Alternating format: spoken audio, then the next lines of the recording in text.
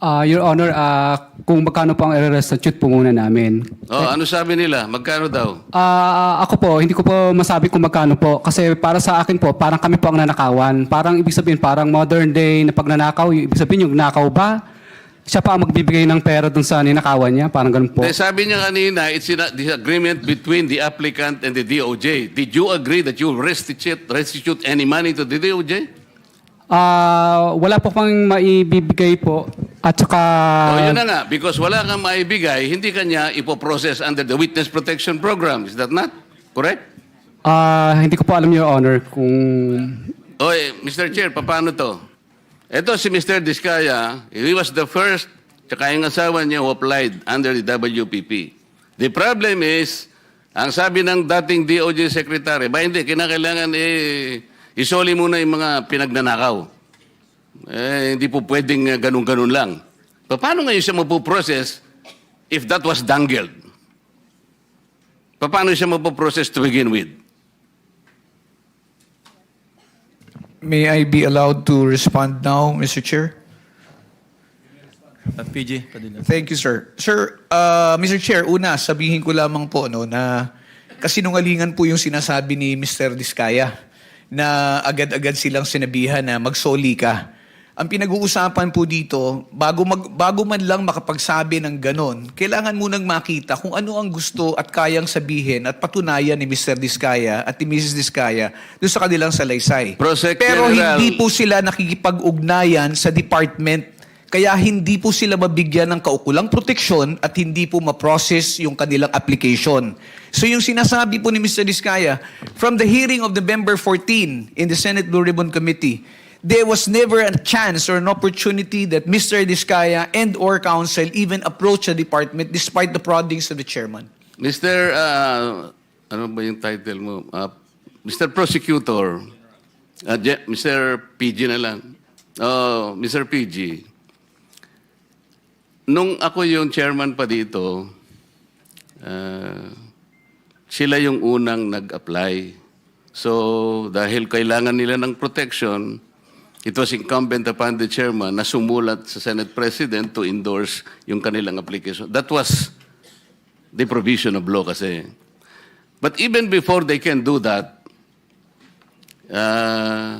actually kasi nung sinasabi ko yon nung hearing, di ko naman alam mapapalitan na pala kami. Alam mo na yon, di ba? Yung araw din na yon, nag-press con na si Secretary of Justice. Narinig ko eh. Sabi niya, hindi po pwedeng ganon. I cannot apply. Hindi pwedeng basta-basta ganon na lang.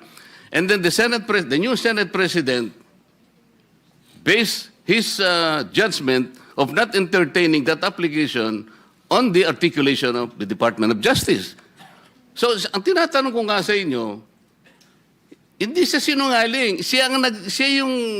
Ang mismong kayo ang nagbigay na ng condition kasi. Kaya sinasabi ko, if you insisted on the condition of restitution, how can Diskaya or any other persons similar to his situation even begin to apply under the WPP? If I may respond, Mr. Chair. If I may refresh the memory of the good senator, during the last hearing of November 14, 2025, that matter that you raised about the statement made by the former Secretary of Justice was already put on the side when you asked that question. And we already informed the chairman that if they wish to file their application, if they wish to be processed, they go to the Department of Justice. Binanggit po yan, nasa transcripts po yan na sinasabi niyo, sige, wala mo nang pag-uusapang restitution. But did they ever come to the department to coordinate with us? No, they did not. And let me just put it on record, sir, na hindi po ito question na kung sinong nauna na nagsalita.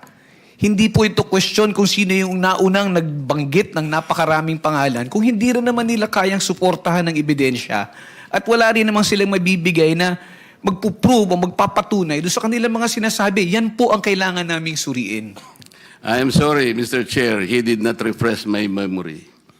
Pinopulyut mo yung memory ko eh. Hindi siya nagpunta rito na sabihin niya na, okay, pumunta ka sa DOJ, wag na muna nating pag-usapan ng restitution. Walang ganon. Nagpunta nga siya rito dito si DOJ Secretary din eh. O sabi ko, Boying, okay na ba yun? Papupunta. O di wala nang ano ha? Wala nang restitution na. Basta papuntahin mo silang mag-asawa doon. Hindi ba nagpunta ka, Mr. Diskaya?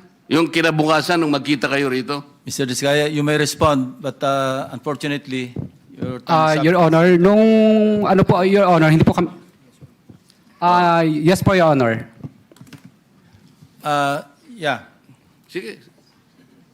proceed. Kasi tapos na yung time ni Oh. Senator Marcoleta. Yes po, Your Honor. Opo. Hindi Okay. nga, ipaliwanag mo. Bali po, Your Honor, kasi po di pa po nagsalita po yung misis ko na Hindi nga, ganito. Wala na akong time eh. Pinapunta ka niya ron. Kasi nandito nag-uusap kayo eh. O, kayong dalawang mag-asawa, punta kayo ron ng alas 9. Pumunta kayo. Sinabi mo niya, wala nang restitution. Noong una po, wala pong sinabing may restitution, pero nung sumunod po, yung panghuli po naming usapan po is may restitution, magkano daw po ang i-restitute namin. Tapos kakasuhan din po daw kami at hindi didiinan. Pero gusto ko po, Your Honor, na hindi na po muna magsalita ng dire-diretso kasi po yung huli po yung misis ko na nagsalita siya na hindi daw po kami kasama sa WPP. Yung natatandaan ko po yung huling hearing po dito ay nakulong po yung misis ko sa Davao. Samantalang meron naman pong nag-exist na project. Kaya natatakot po ako, Your Honor, na baka pag nagsalita na rin po ako, baka po sa susunod po ako naman po ang makulong. Kaya hindi na po ako magsasalita. Salamat po, Mr. Chair. Thank you. Mr. Chair, point of order before the next. Yes, hearing. Senator Risa. Salamat, Very good, Mr. ma'am. Chair. Pwede po bang malaman kung tulad ng iniutos ng chair nung nakaraang hearing, nag-submit na po sina Mr. and Ms. Diskaya nung buong listahan nila, ledger, ng mga proyekto nila kasama ang mga joint venture projects para sa mga taong 2016 hanggang 2022? Your Honor, nung nakalabas po ako, Your Honor, nung nakaraan po, ay hindi po kami pinapasok halos ng mga taga City Hall. Kasi po yung mga taga City Hall po, pinasarado po nila yung office namin. Kasi po, nirevoke po nila yung business permit po namin dahil sa kakulangan po ng occupancy permit. So, nakiusap po kami sa City Hall na sana po papasukin po yung mga taga Senate Sergeant at Arms at ayaw po nila papasukin. At ngayon po, wala na po kaming empleyado. Lahat po sila ay iniwan na po kami o yung iba po ay separated na po kasi sarado na po yung kumpanya namin. Ganun din po yung mga nangungumpahan sa office po namin na building na pinauupahan ay wala na rin po sila doon. Kanya-kanya na po sila ng sara. Mr. Chair, diretso lang po yung tanong ko pero hindi diretso yung sagot. Parang kanina, lahat po tayo physically naghitla dun sa sinabi ni Mr. Diskaya na parang sila pa yung nanakawan. I would like to request the good chair to please reiterate yung utos ng komite kina Mr. Diskaya. I-submit yung ledger na sinabi ni Ms. Diskaya noon, meron sila ng mga proyekto pati joint venture projects mula 2016 hanggang 2022. Huwag po nilang sisisihin ang City Hall. Hindi po yan kasalanan ng City Hall dahil subject yan ng utos ng Blue Ribbon Committee. Mr. Chair. Sabi rin po ng ating secretariat sa komite, nag-follow up po sila kina Mr. Diskaya last week. Pero hanggang ngayon po, 3:44 na po ng hapon. Almost 3 hours mula nung nagsimula tayo, hindi pa rin sila sumusunod sa utos ng Blue Ribbon, Mr. Chair. Your Honor, makikiusap po sana ako na baka para mas kumpleto po yung project list po na makuha ninyo, baka po pwedeng isubpoena na lang po ang DPWS kasi may copy naman po sila kasi wala na po kami talagang mga empleyado na mag-aasikaso. Ako po nakakulong sa Senate po, yung misis ko naman nakakulong sa Davao.